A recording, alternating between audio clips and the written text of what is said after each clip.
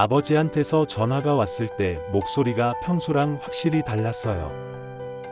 화를 내시는 것 같기도 했고 한편으로는 되게 당황하신 느낌도 들었거든요. 뉴스에서 분명히 기초연금이 43만 원으로 오른다고 하지 않았냐는 말씀이셨어요. 그래서 통장을 다시 확인해 보셨대요. 그런데 찍힌 금액은 27만 원이었던 거예요. 처음에는 숫자를 잘못 본 줄 아셨다고 하더라고요. 몇 번이나 다시 확인했지만 결과는 똑같았대요. 혹시 행정착오일 수도 있겠다는 생각이 가장 먼저 들었대요. 그래서 주민센터에 직접 전화를 걸어서 확인을 요청하셨어요. 담당 직원은 조회를 한 뒤에 정상 처리된 금액이라고 설명했대요. 기준에 따라 계산된 결과라는 말만 반복됐다고 하시더라고요. 그 말을 듣는 순간 더 답답해지셨대요. 어디에서 어떻게 잘못된 건지 도저히 알 수가 없었거든요. 2026년을 앞두고 정부는 기초연금 인상을 엄청 큰 정책 성과로 내세웠잖아요. 역대 최대 인상이라는 표현도 진짜 여러 번 나왔고요. 언론도 똑같은 말을 계속 반복하면서 보도했어요. 43만 원이라는 숫자가 자연스럽게 기준처럼 박혀버린 거죠. 정치권에서도 별다른 반대 없이 그냥 지나갔고요. 노인 단체에서도 기대 섞인 반응이 나왔어요. 이런 분위기 속에서 많은 가정이 자연스럽게 기대를 하게 된 거예요. 대부분의 어르신들이 43만 원을 받으실 거라고 생각한 거죠.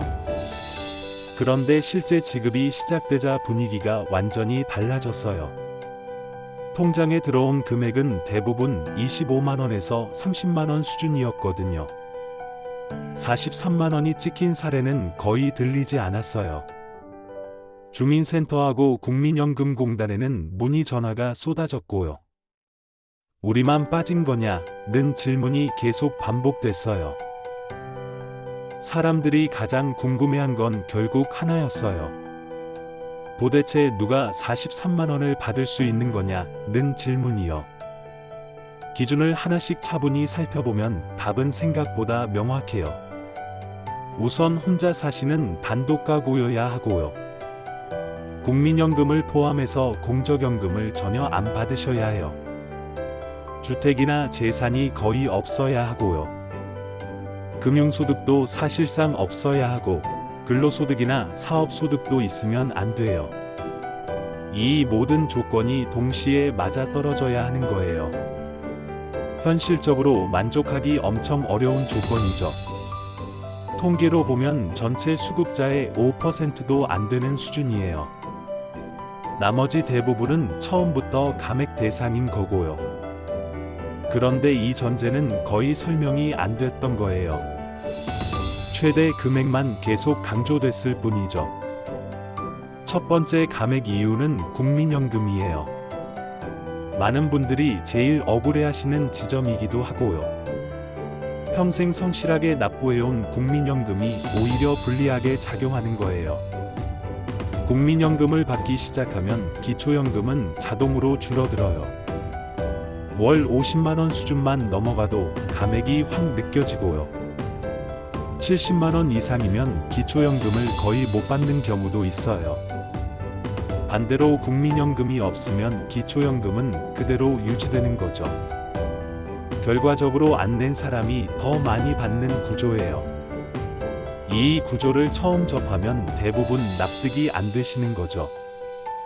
왜 성실한 납부가 불이익이 되는지 이해가 안 가는 거예요. 상담 현장에서도 제일 많이 나오는 불만이 이거거든요. 납부 기간이 길수록 박탈감은 더 크고요. 정책에 참여한 게 손해로 돌아오는 구조인 거죠. 두 번째 감액 이유는 개인연금하고 퇴직연금이에요. 이 부분은 정책적으로 더 큰 모순을 안고 있거든요. 정부가 직접 가입을 장려해온 상품들이잖아요. 세제 혜택까지 주면서 노후 대비하라고 했는데요. 막상 연금을 받는 순간 상황이 완전히 달라져요. 이 돈들은 전부 소득으로 계산되는 거예요. 월 10만 원 수준만 받아도 감액 대상이 되고요. IRP, 연금저축, 퇴직연금 다 예외가 없어요. 수령 방식을 조절해도 큰 차이는 없고요. 결국 준비한 노후가 연금을 깎는 결과가 되는 거예요. 아무 준비를 안 하신 경우가 상대적으로 유리해지는 거죠. 정책 메시지하고 결과가 완전히 엇갈리는 거예요. 현장에서 혼란하고 분노가 동시에 나오는 부분이에요. 세 번째 감액 이유는 근로소득이에요. 노인 일자리 사업에서 받는 수당도 다 포함되고요. 단기 근로나 아르바이트도 마찬가지예요. 일에서 번 돈만큼 기초연금이 줄어드는 거죠. 그래서 실제로 손에 쥐는 돈은 생각보다 훨씬 적어요. 경우에 따라서는 오히려 손해가 나기도 해요. 계산해보면 차라리 안 일하는 게 나은 경우도 있어요. 이 구조는 근로 의욕을 완전히 떨어뜨리는 거죠. 노인 일자리를 늘린다는 정책하고 충돌하는 거예요. 현장에서는 일하면 손해 나는 말이 자주 나와요. 노인 빈곤 해소에도 도움이 안 되고요. 제도가 현실을 따라가지 못하는 거죠. 선의로 만든 정책이 다른 결과를 낳는 거예요. 네 번째 감액 이유는 금융소득이에요. 예금이나 적금에서 나오는 이자도 다 소득으로 잡혀요. 실제로 쓰셨는지는 전혀 고려 안 되고요. 장부상 이자가 발생하는 것만으로 감액이 시작돼요. 장례비로 모아둔 돈도 포함되고요. 병원비 대비 자금도 예외가 아니에요. 비상금 성격의 돈도 그대로 반영되는 거죠. 저축이 불리한 선택이 돼버리는 구조예요. 현금을 보유할수록 연금이 줄어드는 거예요. 이 구조는 자산 관리에 혼란을 주는 거죠. 제도가 합법적인 저축을 억제하는 셈이고요. 편법을 고민하게 만드는 부작용도 나타나요. 현실하고 제도의 괴리가 엄청 큰 거예요. 다섯 번째 함정은 재산을 소득으로 환산하는 방식인데 이게 기초연금을 날려버리는 가장 치명적인 킬러 요인으로 집을 한 채라도 소유하고 계시면 그 재산 가치가 자동으로 소득으로 변환되어 계산되고 실제로 살고 계신 주거용 주택도 전혀 예외가 아니며 집에 대출이 남아있으셔도 완전히 차감되지 않아요. 구체적인 계산 공식을 보면 재산가액에서 기본공제액 1억 3,500만 원을 뺀 후 남은 금액의 연 4%를 소득으로 간주하고 이를 12개월로 나눈 값이 월 소득인정액으로 반영되는 방식이죠. 실제 계산 사례를 들어보면 IC의 집 공시가격이 3억 원인 경우 기본공제를 제외하면 1억 6,500만 원이 남고 이 금액의 4%인 연 660만 원을 12개월로 나누면 월 55만 원이 소득인정액에 추가되어 기초연금이 22만 원 감액되었어요. 집 한 채 때문에 받으실 수 있는 연금의 절반 이상이 그냥 날아가 버린 거고 J씨는 집 공시가격이 4억 원이셔서 계산 결과 월 88만 원이 소득으로 인정되어 기초연금을 거의 한 푼도 받지 못하게 되셨죠. 집이 있으시면 연금이 없고 평생 성실하게 모으셔서 집 한 채를 마련하셨더니 그게 오히려 죄가 되어버린 상황이에요. 여섯 번째 함정은 부부가 함께 사시면 자동으로 연금이 깎이는 부부 차별 시스템인데 부부가 같은 주소지에서 함께 생활하시면 각각 받으실 수 있는 최대 금액의 80%만 지급되고 소득이 전혀 없으셔도 무조건 20%가 자동으로 삭감되는 방식이죠. 정부가 내세우는 이유는 두 분이 함께 사시면 생활비가 1인 가구의 2배가 아니라 1.6배만 든다는 논리인데 실제로는 집세는 똑같이 나가고 의료비는 오히려 더 들어가실 수 있어요. 실제 사례를 보면 K씨 부부는 소득이 전혀 없으신데도 각자 단독 가구였다면 총 86만 원을 받으실 수 있었지만 부부라서 68만 8천 원만 받으시고 17만 2천 원이 증발했고 L씨 부부는 국민연금까지 각각 월 30만 원씩 받고 계셔서 최종적으로 기초연금은 합쳐서 36만 원만 수령하게 되셨어요. 혼자 사시는 노인이 부부로 사시는 노인보다 훨씬 더 많은 기초연금을 받으시는 구조가 되어버렸고 부부가 함께 사시는 게 오히려 불리한 상황이죠. 그래서 실제로 연금을 더 받으시기 위해 위장 이혼을 하시는 사례까지 나오고 있고, 법적으로 이혼 신고를 하신 뒤 사실상 부부 생활을 유지하시는 경우도 있어요. 이게 과연 정상적이고 건강한 제도라고 할 수 있을까요? 가족의 해체를 유도하고 편법을 쓰게 만드는 시스템이에요. 7번째 함정은 앞서 설명드린 모든 가맹 요인들이 동시다발적으로 겹쳐서 작동하는 누적 지옥 시스템인데, 하나만 걸리셔도 줄어드시지만 두세 개가 겹치시면 사실상 붕괴 수준에 이르고, 대부분의 노인분들이 최소한 두세 개 이상의 가맹 요인을 동시에 가지고 계시죠. 가장 흔한 조합은 국민연금 수령 플러스 주택 보유 플러스 금융소득 발생인데, MC의 경우 국민연금 월 45만원으로 15만원 감액, 집 공시가 2억 5천으로 15만원 추가 감액, 예금 이자로 5만원 더 깎여서 총 35만원이 감액되어 최종 수령액은 고작 8만원이 되셨어요.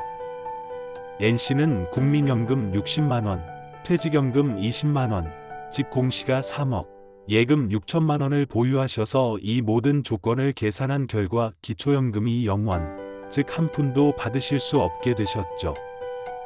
평생 성실하게 일하고 준비하며 살았는데 왜 아무것도 못 받느냐? 는 절규에 가까운 질문에 정부는 제도가 원래 그렇게 설계되어 있다는 답변만 반복하고, 원래 받으실 수 있던 금액의 80% 이상이 증발하신 분들이 대부분이며 성실하게 준비하신 분일수록 오히려 더 큰 불이익을 받으시는 게 현실이에요.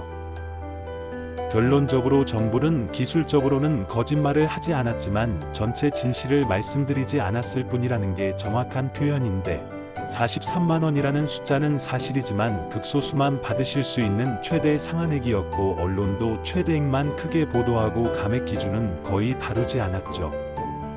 여러분 부모님이 받으신 그 금액이 시스템상 정확하게 계산된 정상적인 결과이고, 화를 내실 대상은 행정착오가 아니라 이렇게 만들어진 제도 자체여야 하며, 이 구조를 근본적으로 바꾸지 않는 한 앞으로도 똑같은 일이 반복될 거고, 정부는 최대액만 올리면서 홍보하고 실제 평균 수령액은 제자리 걸음을 할 거예요. 그렇다면 첫째로 부모님의 소득 인정액을 직접 계산해 보시고 복지로 사이트에서 모의 계산을 해보실 필요가 있고, 둘째로 침묵하지 마시고 국회의원에게 민원을 넣으시고 SNS에 사례를 공유하셔서 여론을 형성하셔야 해요.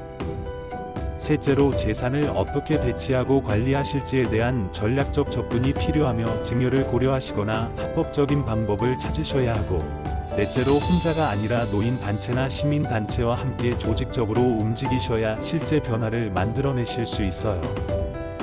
이 영상을 주변 분들과 공유하시고 부모님께 보여드리시며 친구분들에게 알려주셔서 침묵하지 마시고 목소리를 내셔야 해요.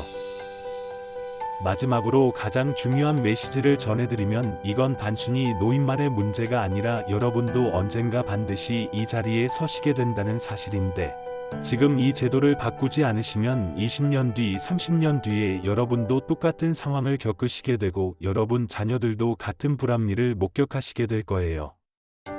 부모님 세대가 지금 싸우셔야 하는 동시에 우리 세대도 함께 목소리를 내야 하며, 이건 세대 간 연대의 문제이자 국가 시스템 전체의 공정성과 정의에 관한 근본적인 질문이죠.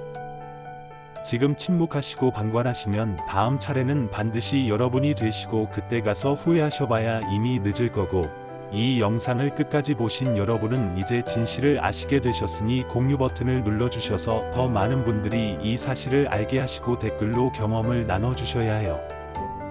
구독하시고 알림 설정을 해두시면 다음 영상에서 더 깊이 있는 정보를 받아보실 수 있습니다. 여러분의 작은 행동 하나가 부모님 세대와 우리 세대 모두를 위한 변화의 시작이 될 수 있다는 걸 기억해 주시고 지금 당장 움직여 주세요. 다음 영상도 놓치지 마세요.